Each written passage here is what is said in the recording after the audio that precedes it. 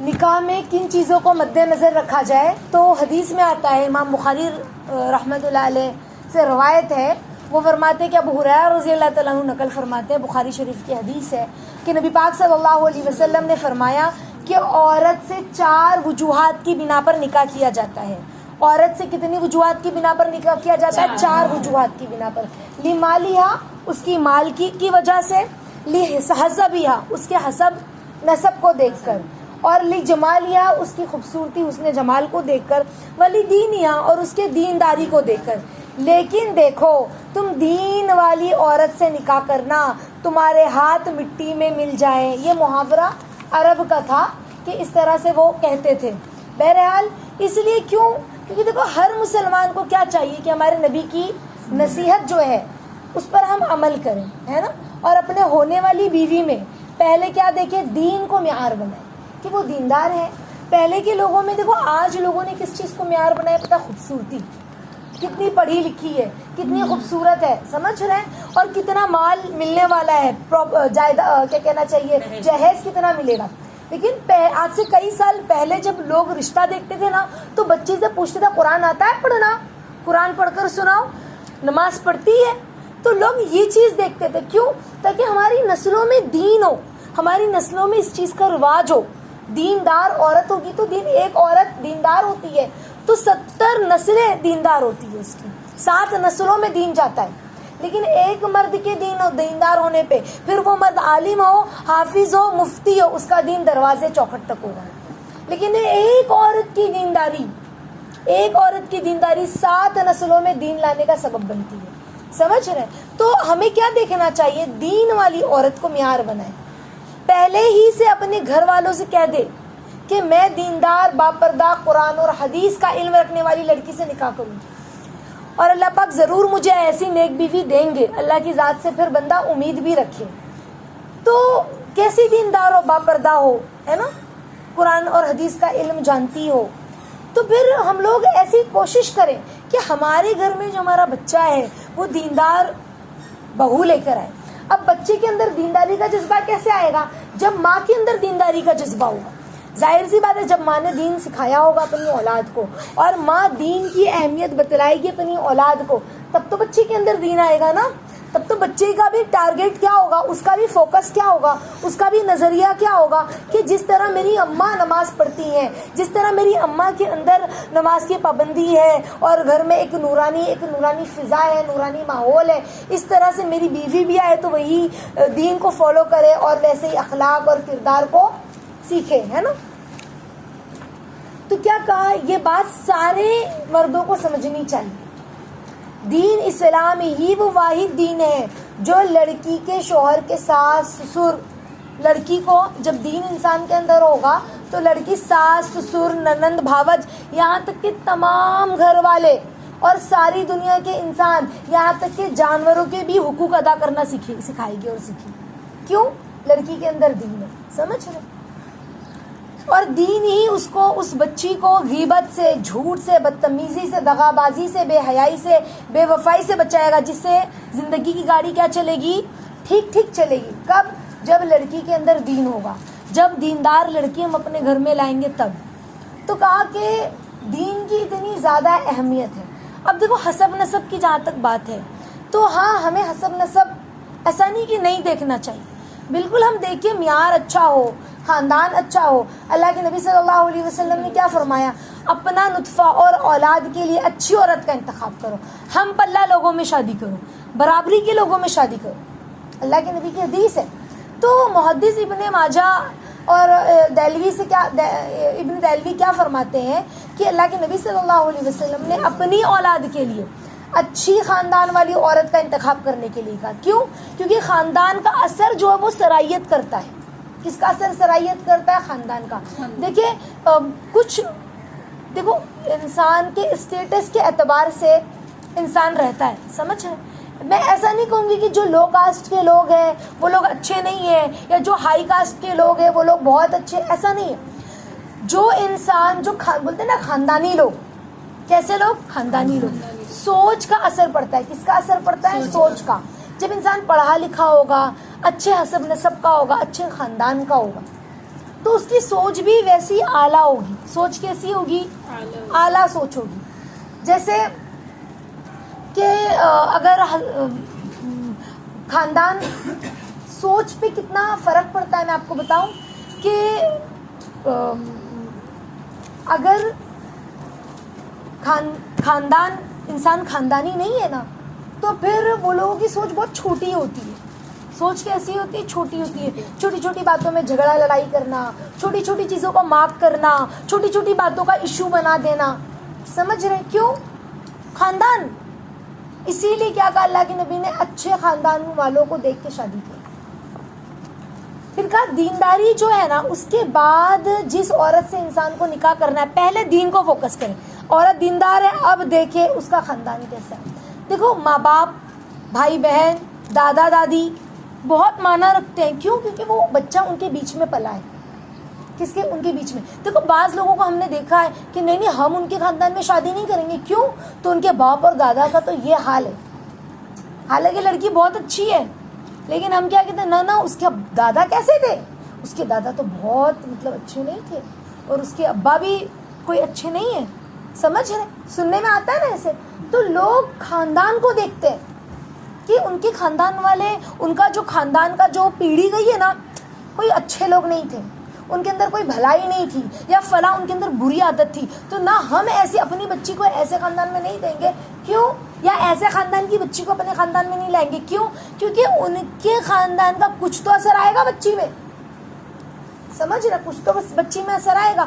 اسی لیے دینداری کے بعد جس عورت سے بندے کو نکاح کرنا ہے اس کے گھر کا ماحول, اس کے خاندان, اس کے آباء و اجداد کو بھی دیکھنا چاہیے کہ اس کے آباء و اجداد کیسے تھے, اس کا خاندان کیسا تھا.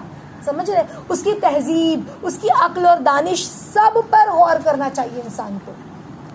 اسی لیے بڑے بوڑھے کہتے ہیں نا, پہلے یہ نہ پوچھا جائے ہونے والی بیوی کس درسگاہ, پہلے یہ نہ پوچھا جائے کہ ہونے والی بیوی کس درسگاہ میں تعلیم پائی ہے, بلکہ کیا معلوم کیا جائے اس کی پرورش کس خاندان میں ہوئی. کیوں؟ ماں کا گود بچے کا پہلا مدرسہ. ہم یہ نہ دیکھیں کہ کتنا پڑھی ہے اور کون سی کالج میں گئی ہے اور کون سی یونیورسٹی سے حاصل کی ہے تعلیم, اس کے استاد کون تھے, بلکہ یہ کس گھرانے کی ہے, گھرانہ کیسا ہے ان کا. سمجھ رہے؟ پھر کیا کہا, نکاح بندہ ایسی لڑکی سے کرے جس کی ماں نیک ہو, صالح ہو.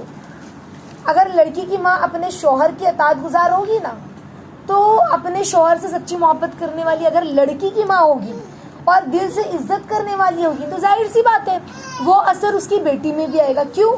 بیٹی نے دیکھا ہے کہ میری اماں کبھی اپنے شوہر کے سامنے یعنی میرے والد کے سامنے اونچی آواز میں بات نہیں کرتی اور اپنی والد کی عزت کو عزت سمجھتی ہے, اپنی والد کو جو ہے سنبھال کر لیتی ہے, ان کا ہر کام اپنے ہاتھوں سے کرتی ہے. تو جب وہ بیٹی نے وہ ساری چیزیں دیکھی ہوتی ہے نا, تو بیٹی بھی پھر شادی کے بعد وہی کرتی ہے, اپنا ہر کام اپنے ہاتھ سے کرنا, اپنے شوہر کا, اپنے گھر والوں کی عزت کرنا جیسے میری ماں نے عزت کی. سمجھ رہے؟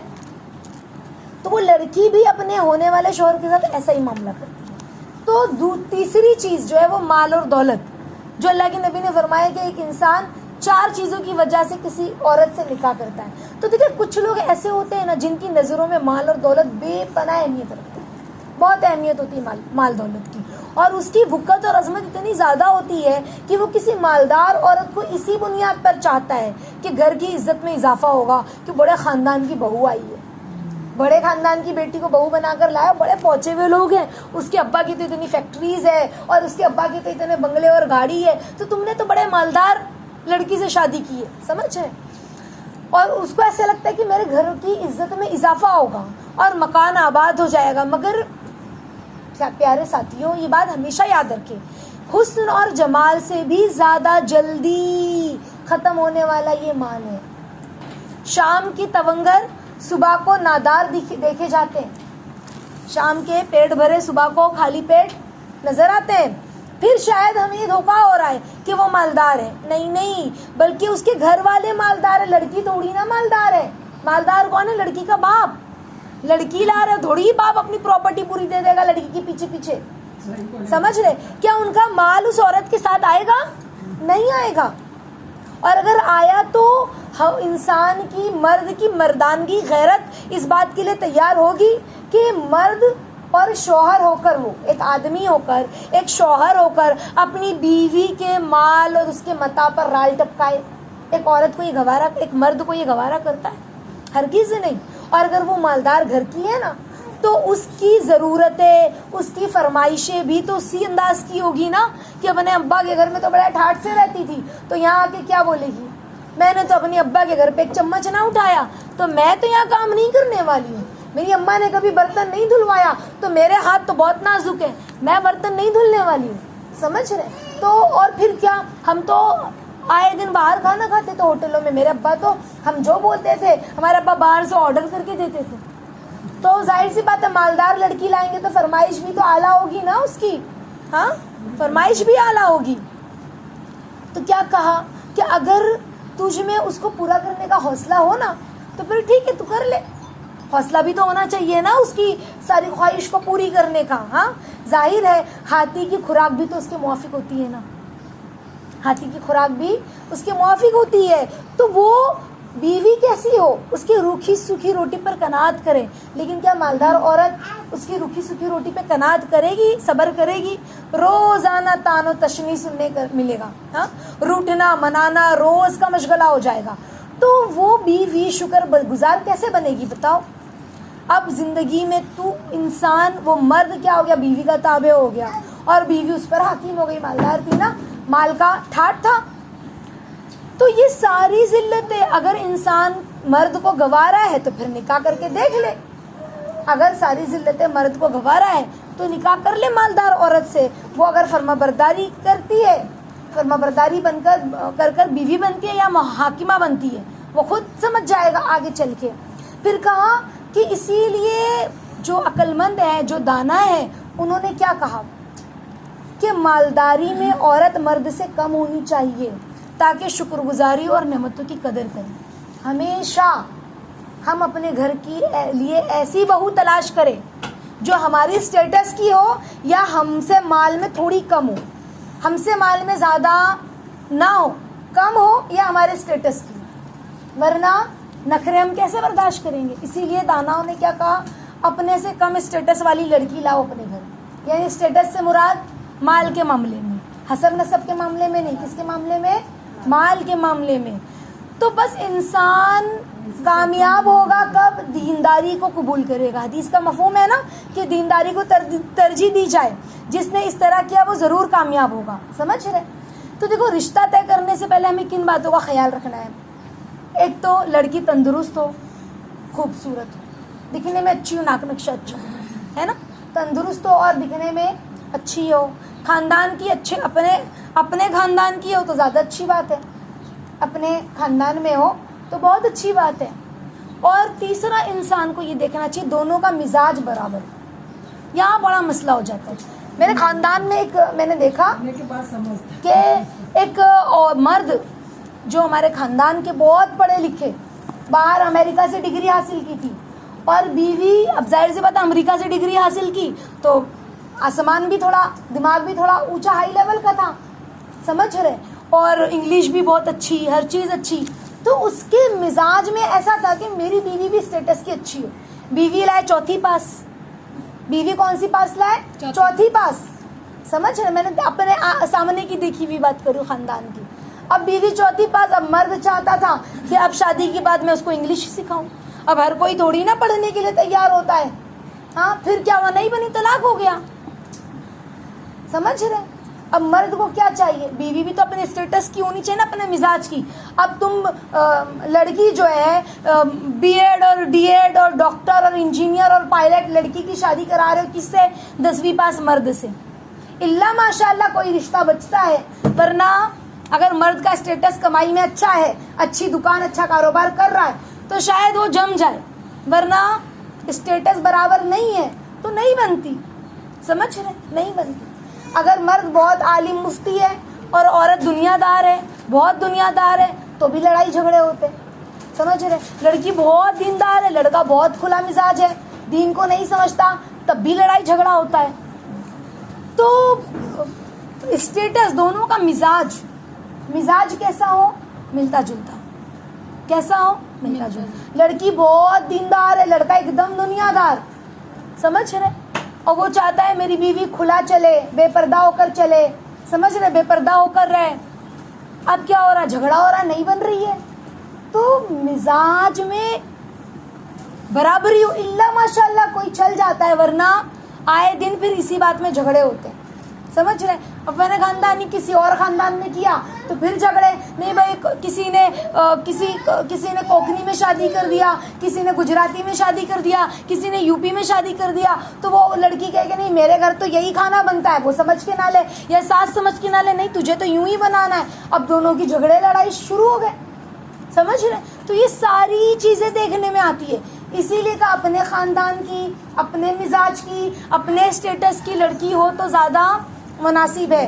چوتھی جو چیز ہونی چاہیے لڑکی میں، جو کوالٹی ہونی چاہیے جس سے ہم شادی کر رہے ہیں، وہ ایسی ہو کہ کچھ تو پڑھی لکھی ہو، تعلیم یافتہ ہو، حساب کتاب جانتی ہو. 2 2 4 ہوتا ہے. اب بالکل جاہل گوار جیسے کیا نہیں معلوم کیا ہوتا ہے، ایک پیپر بھی بالکل نہ پڑھ پائے کہ یہ لائٹ کا بل ہے یا ایگریمنٹ کاغذ ہے، اتنا بھی نہ وہ پڑھ پائے، تو پھر چلے گا اس شہر میں؟ بالکل نہیں چلے گا. یہ ساری چیزیں تو ضروری ہے نا. پھر اس کے بعد کا با اخلاق. لڑکی کے اندر جو کوالٹی ہونی چاہیے وہ اخلاق نبھانا، درگزر کرنا، معاف کرنا، جھک کے رہنا، سمجھ رہے، با اخلاق ہو. چوتھی امور خانہ داری سے کچھ واقف ہے، کھانا بنانا. تو اب کیا ہوا، بچی کالج سے فارغ ہوئی یا 10ویں کا ایگزام دے دی، رشتہ ڈھونڈا اور یہاں 10ویں یا 12ویں پاس ہوئی اور نکاح کر دیا. بیچاری کو نہ روٹی ڈالنے آئے نہ سالن بنانا آئے اور نکاح کر دیا، یا گریجویٹ کرایا اور نکاح کر دیا. اب تک تو منہ میں نوالا ڈال رہے تھے کہ ہاں لڑکی بڑی ہو گئی ہے، رشتہ اچھا آیا تو چلو نکاح کر دیتے، اور کھانا بنانا پھر آتا نہیں ہے. پھر کیا ہوا، روز جھگڑا لڑائی. میں نے ایسے بھی لوگوں کو دیکھا ہے.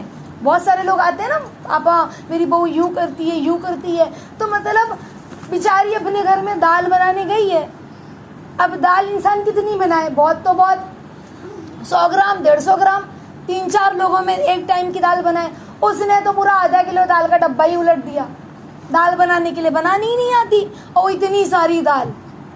اب کرے تو کیا کرے، سر پکڑ کر بیٹھ گئے. سمجھ رہے، یعنی اتنی نہ سمجھ.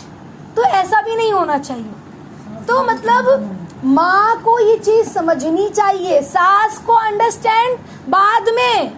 پہلے جس کی بیٹی ہے اس کو یہ سمجھنا چاہیے کہ میں میری بیٹی کو کام کرنا سکھاؤں. ہم بولے نہیں ساس کو انڈرسٹینڈ کرنا چاہیے، تو یہ ایسا کیسے ہو سکتا ہے؟ ہم اپنی غلطی کا سہرا ساس پر نہیں ڈال سکتے. سمجھ رہے. تو ہم نے اپنی بیٹی کو چائے بنانا، دال چاول بنانا، آٹا گوندنا، روٹی بنانا، برتن دھلنا سکھا کر بھیجنا چاہیے. اسی لیے کہتے ہیں بچی تھوڑی بڑی ہو گئی ہے، 8 سال کی ہے، 7 سال کی ہے، اس کو سکھاؤ. جھاڑو مارے، بستر لگائے، پانی کی بوتل بھرے، چھوٹے چھوٹے کام سے شروع کرو اس کو. وہ 7ویں میں ہے تو اس کو آٹا گوندھ کر روٹی بیلنے کے لیے ہم روز 2 روٹی کا لوئی چھوڑ دیں کہ بھئی 2 پیڑے چھوڑ دیے آٹے کے، روٹی کے، یہ تم نے بیلنے آخر کے 2 پیڑے روز. سمجھ رہے. پھر وہ 10ویں میں جاتے جاتے پرفیکٹ خود پوری روٹی بنائے گی. اب تم کو ایک ٹائم کی روٹی رات کی پوری بنانی ہے. صبح اسکول جاتی ہو، کلاسز جاتی ہو، اب پوری رات کی روٹی بنانی ہے تم کو. اتنی ذمہ داری ہونی چاہیے ایک ماں کے اندر. اپنی بچی کے اندر یہ ذمہ داری ڈالے. سمجھ رہے.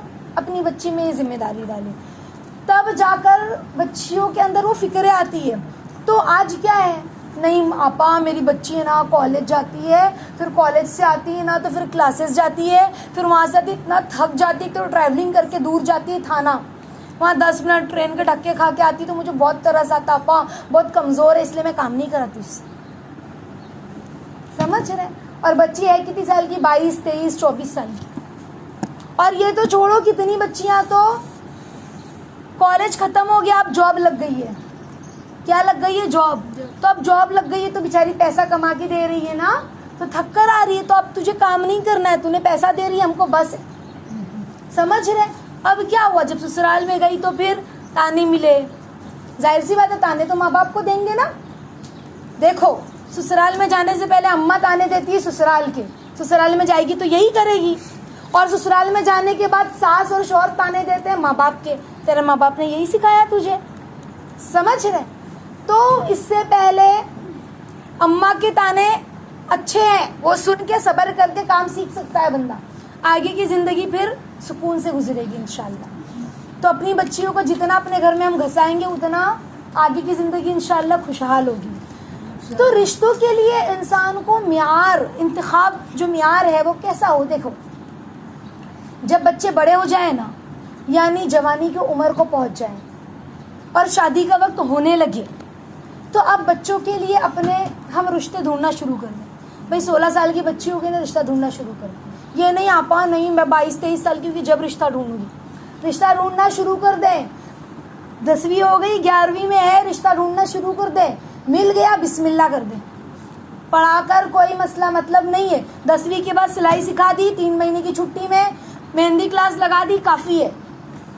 سمجھ رہے رشتہ, کیونکہ وہ ایک ہنر ہے نا, اور ہر انسان میں ہنر ہونا چاہیے. ہر انسان میں ہنر ہونا چاہیے. تو ہم نے ہنر سکھا دیا, بھائی مہندی لگانی سیکھ گئی اور کیا کہتے ہیں سلائی سیکھ گئی, بس ہو گیا. اپنا کپڑا سل لے, مہندی لگا لے, کافی ہے. کھانا بنانا سیکھ لے, گھر میں روز ایک ٹائم کا کھانے کی ذمہ داری دے دے, ایک ٹائم تم نہیں بنانا ہے کھانا. سمجھ رہے. تو اس طرح سے لڑکیوں کے رشتے ڈھونڈنے شروع کر دیں. پھر کیا ہوتا ہے جب لڑکی فارغ ہو جاتی ہے پڑھ کے, تو اس نے کہا اماں 1-2 سال بہت اچھی جاب مل رہی ہے, تھوڑا وہ انٹرنشپ کر لوں میں. اب انٹرنشپ کے چکر میں بہت اچھا انٹرنشپ کی, تو سوچا کہ پیسہ بہت اچھا ہے, ایک بوتیک کھول لیتی ہوں. بچی ڈیزائنر تھی, بوتیک کھول لی.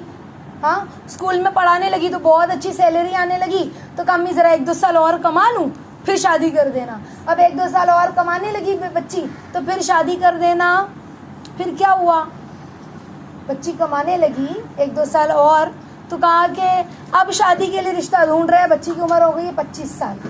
اب رشتہ ڈھونڈتے ڈھونڈتے ملتا ہی نہیں ہے, عمر گزرنے لگتی ہے. اسی لیے کیا کرے, وقت پر رشتہ ڈھونڈ لیں. ایک پوائنٹ کی بات ہم یہ یاد رکھیں کہ بچے کی پسند کا ہمیں خیال رکھنا ہے. کس کا خیال رکھنا ہے, بچے کی پسند کا. مگر اس میں بنیادی چیزیں کیا دیکھیں معلوم ہے, بنیادی چیزیں کیا دیکھیں کہ بیٹے کے لیے کوئی لڑکی ڈھونڈ رہے ہیں نا, تو وہ لڑکی ڈھونڈے جس کے دل میں خوف خدا ہو. کیسی لڑکی ہو, جس کے دل میں اللہ کا خوف ہو. بیٹی کے لیے داماد ڈھونڈے تو ایسا ڈھونڈے جس کے دل میں خوف خدا ہو, اللہ کا خوف. یہ خوف خدا کا جو لفظ ہے نا, یہ یاد رکھے ساتھیوں, یہ جو اللہ کا خوف ہے, یہ جو سینٹینس ہے نا, یہ اتنی بڑی چیز ہے نا. یعنی یہ ایسی, اگر یہ خوف خدا بہو کے دل میں ہوگا نا, تو وہ آپ کے بیٹے کی ساری زندگی آپ کے بیٹے کو خوش رکھے گی اور آپ کی خدمت کرے گی, اگر یہ خوف خدا ہوا. اور اگر داماد کے دل میں یہ خوف خدا ہوگا تو وہ آپ کی بیٹی کو ساری زندگی خوش رکھے گا اور آپ کی بیٹی کے حقوق بھی ادا کرے گا. سمجھ رہے.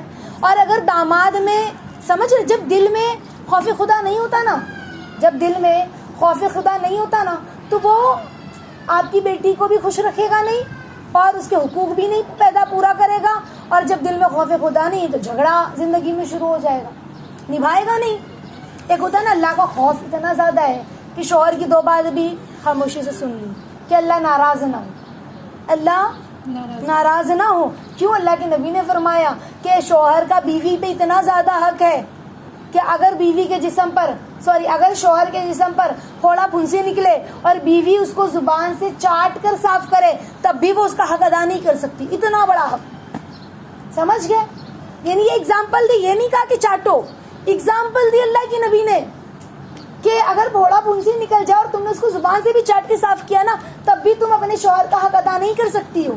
اتنا زیادہ حق ہے. لیکن پھر عورتیں پوچھتی پھر ہمارا حق کہاں گیا, آپ کا حق کہاں گیا. اس کا ذمہ دار شوہر, اس کا جواب دے شوہر, لیکن بیوی کے لیے اتنا بڑا حق. تو جب خوف خدا بیویوں کے دل میں ہوگا تو پھر چپ ہو جائے گی, نبھائے گی, برداشت کرے گی, سمجھ رہے, جھگڑا ختم کرے گی. لیکن خوف خدا نہ ہوا تو پھر کیا ہوا, جھگڑا شروع.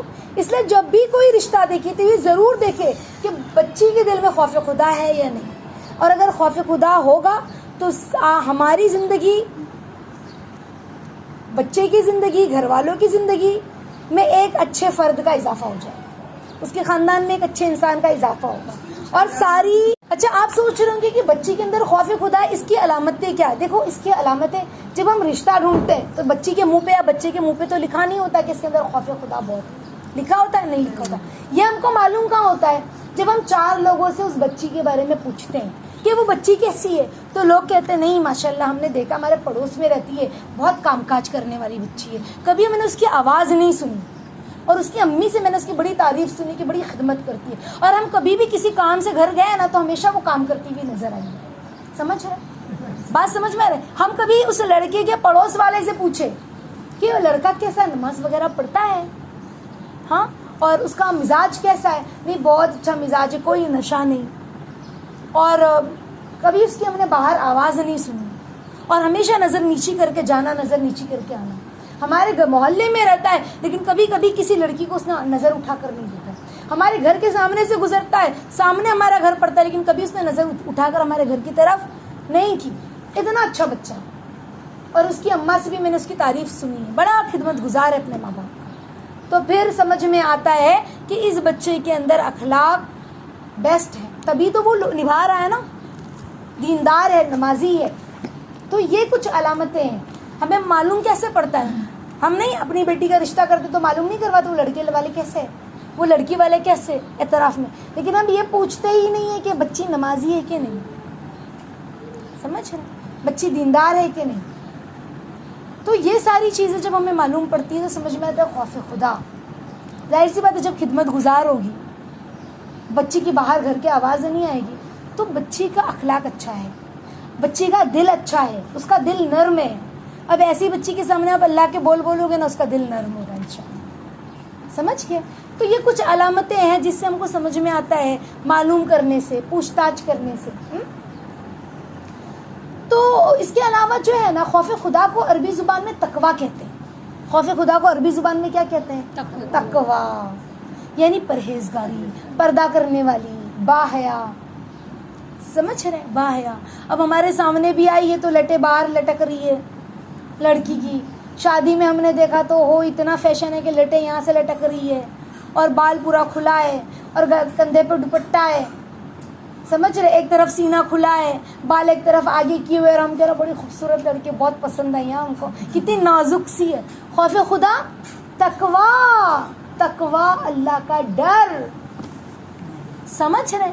بچی کے اندر باحیا ہو کہ وہ شادی میں بھی نظر آئے نا تو اسکارف لپیٹی بھی نظر آئے، سر پہ دوپٹہ ہو. تو دیکھیں تقویٰ جو ہے نا وہ اتنا اہم ہے کہ قرآن مجید کی کئی آیتوں میں تقویٰ اختیار کرنے کا حکم دیا گیا کہ تقویٰ اختیار کرو. اتقوا اللہ، اللہ سے ڈرو. تقویٰ. سمجھ رہے؟ سورہ نساء بھی ہم پڑھ لیں، اس میں بھی خاص طور پر تقوی کا حکم دیا گیا. کہا کہ عورتوں کو سورہ نساء اور سورہ نور پڑھنا بہت ضروری ہے. سورہ نساء اور سورہ نور پڑھنا بہت ضروری ہے، ہر عورت پڑھے. اس کے اندر پاک دمنی، تقویٰ، ساری چیزیں، پردہ، کس سے پردہ کرنا ہے، کس سے نہیں کرنا ہے، کون محرم ہے، کون نامحرم ہے، یہ ساری چیزیں اس کے اندر آئی ہوئی ہے. تو قرآن میں بار بار آتا ہے واتقوا اللہ، واتقوا، واتقوا، یعنی اتقوا واتقوا، تقوی اختیار کرو، اللہ سے ڈرو. تو اللہ تعالیٰ جانتے ہیں کہ تقوی کے بغیر میاں بیوی کے معاملات میں برابر بیلنس نہیں آ سکتا، اسی لیے اللہ پاک فرماتے تقوی اختیار کرو. دیکھو نکاح ایک ایسا رشتہ ہے، نکاح ایک ایسا رشتہ ہے کہ اللہ رب العزت نے جب دنیا کو وجود دیا نا، اور سب سے پہلا جو انسان اللہ نے آدم علیہ السلام کو پیدا کیا، تو ان کی ماں کو نہیں پیدا کیا اللہ نے، کہ اللہ تعالیٰ نے کہا کہ یہ ماں ہے اب یہاں سے بچے پیدا ہوں گے، یہ ماں ہے یہاں سے بچے پیدا ہوں گے، پھر بچوں میں پھر شادی ہوگی ڈائریکٹ. جیسے مریم علیہ السلام بغیر باپ کے پیدا، ان کا بیٹا حضرت عیسیٰ علیہ السلام بغیر باپ کے پیدا ہوئے نا، یہ اللہ تعالیٰ کی قدرت تھی بغیر والد کے. تو ایسے ہی اللہ پہلے ایک عورت کو پیدا کر دیتے، پھر اس سے بغیر باپ کا بچہ پیدا کر دیتے، اور پھر اس بچے سے پھر وہ پورا خاندان اور پوری نسلیں چلتی. لیکن اللہ نے ایسا نہیں کیا. دیکھو اللہ نے میاں بیوی کا رشتہ کتنا اہم بتایا کہ ماں باپ تو ماں باپ ہوتے ہی ہیں، بہت بڑا اہمیت ہے ماں باپ کی، کہ جس نے ماں باپ کو ناراض کیا، ماں باپ کو اللہ فرماتا ہے اف بھی نہ کہو. لیکن میاں بیوی کے رشتے کی اہمیت کو بندہ اس بات سے اندازہ لگائے کہ سب سے پہلے اللہ نے آدم علیہ السلام کو پیدا کیا تو آدم علیہ السلام کی تنہائی کو دیکھا، ان کو اچھا نہیں لگ رہا ہے، ان کو تنہائی محسوس ہو رہی ہے، تو ان کی بائیں پسلی سے حضرت حوا کو پیدا کر کے ان کا نکاح کیا جنت میں. تو پہلا رشتہ جو اللہ نے بنایا وہ کیا تھا؟ میاں بیوی کا. کون سا رشتہ؟ میاں بیوی کا. آپ سوچیں اللہ کو میاں بیوی کا رشتہ کتنا محبوب ہے کہ اللہ فرماتے ہیں کہ جو میاں بیوی ایک رات جدا ناراضگی میں سوئے تو اللہ اور اس کے فرشتے کی پوری رات لعنت برستی ہے اس عورت پہ. کتنی بڑی بات, کتنی بڑی بات. حتیٰ کہ اگر میاں نے, شوہر نے اپنی بیوی کو محبت سے دیکھا, پیار سے, اور بیوی شوہر کو پیار سے دیکھتی ہے, تو حدیث میں آتا ہے اللہ ان دونوں کو پیار سے دیکھتا ہے. یہ نہیں کہا ماں باپ کو پیار سے دیکھنے پہ اللہ پیار سے دیکھتے ہیں. ہاں یہ ضرور کہا کہ حج اور عمرہ کا ثواب ہے, مقبول حج کا, لیکن یہ نہیں کہا اللہ پیار سے دیکھتے ہیں. دیکھو اس میں بھی کہا کہ اللہ ان دونوں کو پیار سے دیکھتے ہیں. تم نے ماں باپ سے بات نہیں کی, یہ نہیں کہا کہ تم پہ لعنت برستی ہے پوری رات, تم نے ماں باپ سے بات بند کر کے سوئے ہو, لیکن شوہر سے ناراض ہو کے سوئے ہو تو حدیث میں آتا پوری رات فرشتوں کی لعنت ہوتی ہے. پھر کیا کہا کہ اگر اللہ رب العزت کو جائز چیزوں میں کوئی چیز سب سے زیادہ ناگوار ہے تو وہ طلاق ہے. آسمان کا عرش ہل جاتا ہے طلاق سے. یہ نہیں کہا ماں باپ سے بدتمیزی کرنے سے عرش ہلتا ہے, یہ نہیں کہا ماں باپ کو چھوڑ دینے سے عرش ہلتا ہے. حالانکہ ماں باپ کی بہت اہمیت ہے, ماں جیسا کوئی نہیں, لیکن یہ رشتے کی اہمیت کو سمجھ رہے ہو کہ کیا اہمیت ہے, کیا اہمیت ہے. حتیٰ کہ کوئی شخص میاں بیوی میں صلح کراتا ہے, صلح کراتا ہے دو لوگوں میں, تو اللہ کے نبی فرماتے ہیں کہ وجبت, جنت ان پر واجب ہو جاتی ہے دو لوگوں میں صلح کرانے پر. تو سوچو دو لوگوں میں توڑ کرانے پر کیا ہوگا. یعنی میاں بیوی کے درمیان میں کچھ ساس کہے, کچھ ننند کہے کہ بھی تیری بیوی کو تو سمجھا لے, بار بار جاتی ہے, تیری بیوی کو سمجھا لے, دیکھو کھانا اچھا بناتی نہیں ہے, تیری بیوی کو سمجھا دے, بہن چڑھا رہی ہے نا کہ کھانا پھینکا جاتا ہے, پوری گندگی ہے, یہ ہے. اب کیا ہوا, دونوں لڑ رہے, دونوں لڑ رہے, سمجھ رہے. تو جیسے میاں بیوی میں صلح, دو لوگوں میں صلح کرانے پہ جنت واجب ہے, تو سوچو اللہ کو دو لوگوں کا صلح کرنا ہونا کتنا پسند ہے کہ اس سامنے والے پر اللہ نے جنت واجب کر دی, تو دو لوگوں پر توڑ کروانے پر, سمجھ گئے. اسی لیے اپنے گھر کے معاملات میں اپنے بھائی کو, اپنے بیٹے کو, اس کی بیوی کے بارے میں کوئی بھی نیگیٹو بات پیش نہ کریں, کبھی بھی نہیں. سمجھ رہے کیوں؟ کیونکہ اس سے ہم خطرے میں آنے والے. یہ دنیا کی زندگی ختم, آخرت کی زندگی باقی رہنے والی. سمجھ رہے, آخرت کی زندگی باقی رہنے والی ہے. تو اس تمام چیز, جیسے کہ ابھی ہم بول رہے ہیں تیری بیوی ہے نا بچوں کا برابر خیال نہیں رکھتی ہے, ذرا سنبھال اپنی بیوی کو اور بول بچوں کا خیال رکھنے کے لیے. دیکھ کیسے کپڑے پہنائی ہوئی ہے, بچوں کو برابر وقت پہ کھانا نہیں کھلاتی ہے. یہ کیا ہوا, شوہر اور میاں بیوی میں بھی جھگڑے ہو رہے ہیں. تم کو اگر چاہیے تو تم خود بولو کہ بھابھی تھوڑا سا دیکھو نا بیچارہ کب سے بھوکا ہے, کپڑا برابر پہنا ہو نا, کتنی پیاری لگتی جب آپ اس کو اچھا کپڑا پہناتے ہو. تو اس طرح سے ہم خود سامنے جا کر کے ہیں. اور ایسا نہیں کہ آپ اچھا کپڑا نہیں پہناتی ہو, نہیں, آپ کہو کہ آپ کتنا پراپر کپڑا پہناتی ہو تو کتنی پیاری لگتی ہے ماشاءاللہ آپ کی بیٹی. سمجھ رہے, تو اس کو ایسا لگے گا ہاں اب میں میری بیٹی کو ہمیشہ اچھے سے رکھوں گی, میرے بیٹے کو اچھے سے صاف صفائی سے رکھوں گی, برابر کھانا کھلاؤں گی, برابر پاکی کا خیال رکھوں گی.